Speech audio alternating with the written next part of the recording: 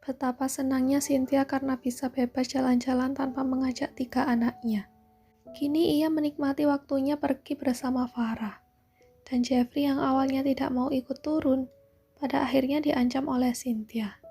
Hingga Jeffrey menyerah dan setuju saja untuk ikut turun ke dalam mall. Jeffrey menjaga jarak jauh dari kedua perempuan itu. Ia cukup memperhatikan dari kejauhan bagaimana bahagianya Cynthia yang kebetulan bebas dari sangkarnya.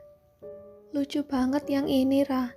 Sayang bodi aku tidak mendukung untuk pakai pakaian begini, kata Cynthia saat menyentuh baju terusan yang panjangnya kira-kira hanya sebatas paha itu. Ada bagian terbuka juga bagian pinggangnya. Makin membuat Cynthia tidak percaya diri memakainya. Kenapa kamu bisa langsung menyimpulkan kalau badan kamu tidak mendukung? Padahal belum kamu coba kan? Balas Farah. Semenjak lahiran anak ketiga, aku jadi makin tidak percaya diri. Kadang juga suamiku sampai komplain karena baju-baju milikku tidak ada yang muat. Cynthia menghela napasnya dengan pelan.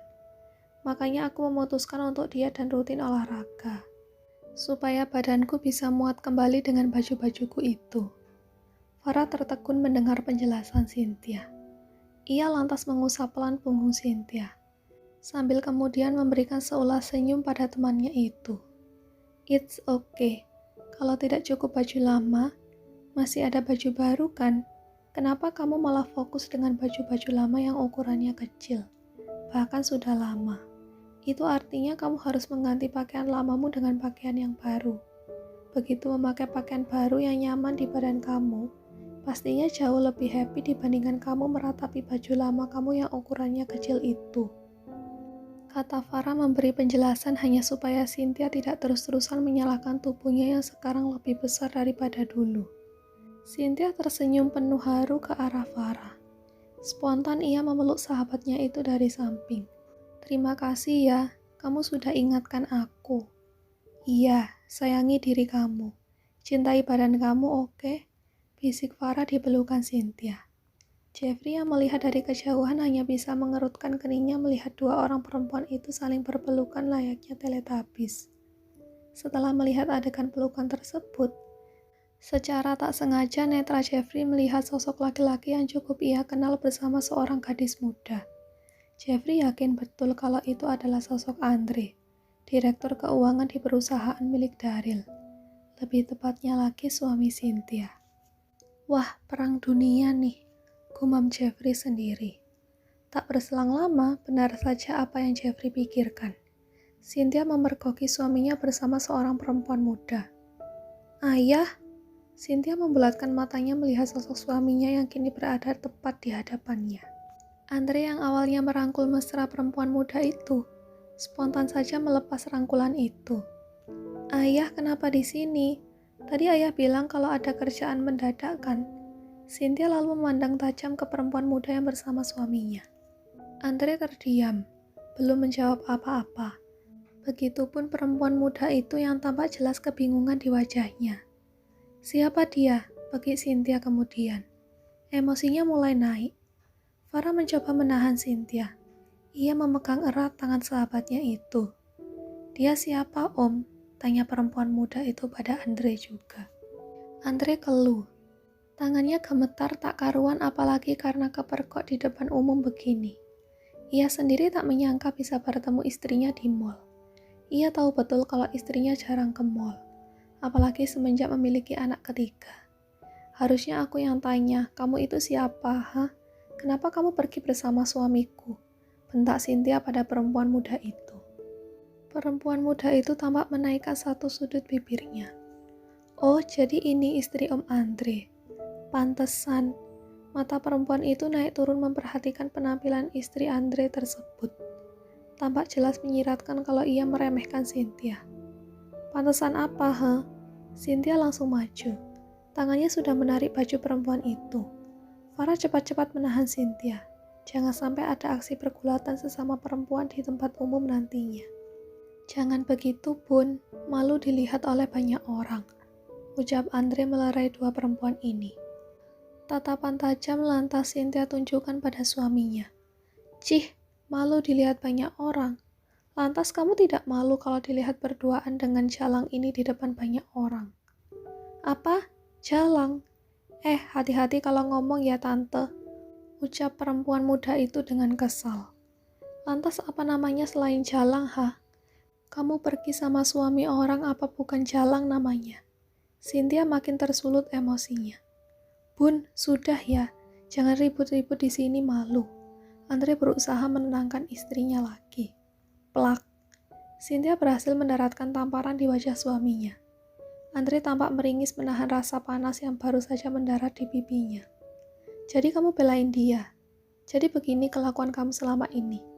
Pantas selalu pulang malam. Cynthia makin garang. Matanya makin memerah dan mulai basah. Tak tahan, Cynthia hendak maju lagi. Ingin rasanya ia menjambak rambut perempuan muda di hadapannya itu. Tapi laki-laki ditahan oleh Farah. Sin, ayo kita pergi. Tenangin diri kamu, ucap Farah pada Cynthia. Enggak bisa, aku harus buat perhitungan sama mereka, bentak Cynthia. Cynthia makin menjadi-jadi. Farah tak bisa menahannya sendirian. Ukuran badan Cynthia yang lebih besar daripada Farah membuat Farah kesusahan. Dari jauh, Farah mengedarkan pandangannya mencari sosok Jeffrey yang ternyata menonton aksi mereka dari kejauhan. Farah memberi kode agar Jeffrey mendekat dan membantunya. Jeffrey segera datang dan membantu Farah untuk menahan Cynthia yang saat itu sudah berubah menjadi monster. Mereka berdua berhasil menjauhkan Cynthia dari suaminya dan perempuan muda itu. Kenapa kamu halangin aku sih? Aku mau jambak rambut perempuan itu, Rah, umpah Cynthia pada Farah. Mereka kini sudah berada di tempat parkir. Bukan begitu caranya, Sin. Kamu tahu ini tempat umum. Bukan cuma dia yang malu, tapi kamu juga. Bagaimana kalau viral? Bagaimana kalau ada yang merekam kejadian tadi dan memasukkan ke sosial media? Terang Farah. Rah, kamu jangan ikut campur. Ini urusanku dan suamiku. Mana ada perempuan yang terima melihat suaminya bersama perempuan lain, ha? Kamu pernah jadi simpanan om-om, makanya kamu belain Jalang itu kan? Bentak Cynthia pada Farah. Kata-kata ini jelas menghujam perasaan Farah. Ia memang pernah menjadi perempuan simpanan. Tapi bukan maksud Farah untuk membela perempuan muda yang bersama Andre tadi. Farah cuma tidak mau kejadian tadi malah menjadi bumerang untuk Cynthia. Farah mencoba bersikap tenang, tak mau ikut-ikutan tersulut emosi. Sementara Cynthia sudah terus menitikkan air matanya. Aku minta maaf, bukan maksudnya untuk mencampuri urusan rumah tanggamu. Tapi aku khawatir denganmu. Ini semua pasti bisa dibicarakan baik-baik. Maaf. Farah perlahan mencoba meraih tubuh Cynthia. Ia memeluk sahabatnya itu sambil menepuk punggungnya secara perlahan. Sekali lagi maafin aku, Sin. Aku harap kamu tidak berpikir kalau aku mau ikut campur urusanmu, tapi...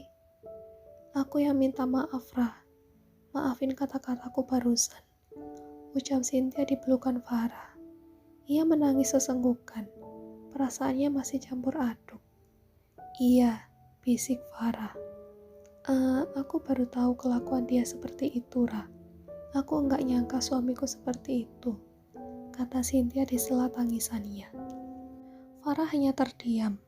Tak mungkin rasanya ia jujur saat ini tentang bagaimana aslinya Andre yang sudah lebih dulu Farah ketahui. Farah menutupinya hanya supaya sahabatnya ini tetap bahagia bersama suaminya. Tapi ternyata malah kini Cynthia sendiri yang memergoki suaminya bersama perempuan lain. Apa kamu mau diantar pulang sekarang? Atau bagaimana? Tanya Farah kemudian. Anak-anakku, Rah. Aku mau jemput anak-anakku.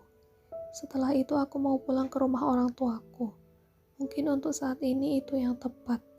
Aku tidak mau bertemu dengan Andre dulu, ucap Cynthia. Farah lalu mengangguk dan meminta Jeffrey untuk menyiapkan mobilnya. Farah pun mengajak Cynthia untuk segera pergi dari tempat itu dan mencari anak-anaknya.